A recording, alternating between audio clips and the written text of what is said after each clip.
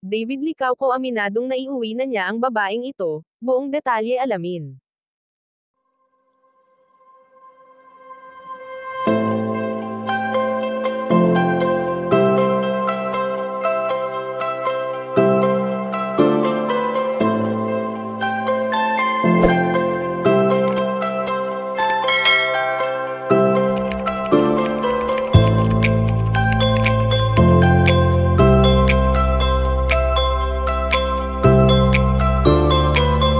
Alam naman natin kung gaano kaingay ngayon sa mundo ng social media ang pangalan ng ginoong si David Licauco na palaging nag-a-update sa kanyang mga ganap sa buhay.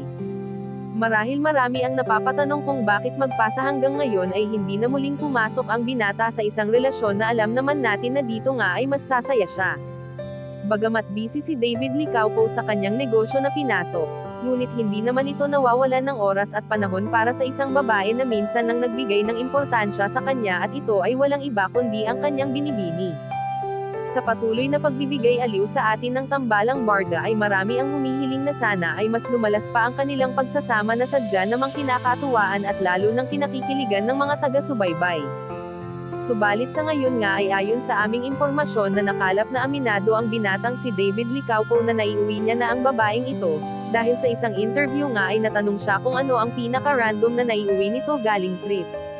Nakakatuwa ang naging sagot ni Ginoo at sinabing feelings na may napaka-cute ng ngiti sa kanyang mga mata na alam naman natin kung sino ang tinutukoy nito at ito nga ay kilalang kilala na natin ang kanyang binibini na si Barbie Forteza na noon pa man ay hinahangaan niya na. Kayo mga ka-chika, anong masasabi nyo dito? Please leave the comment and don't forget to subscribe.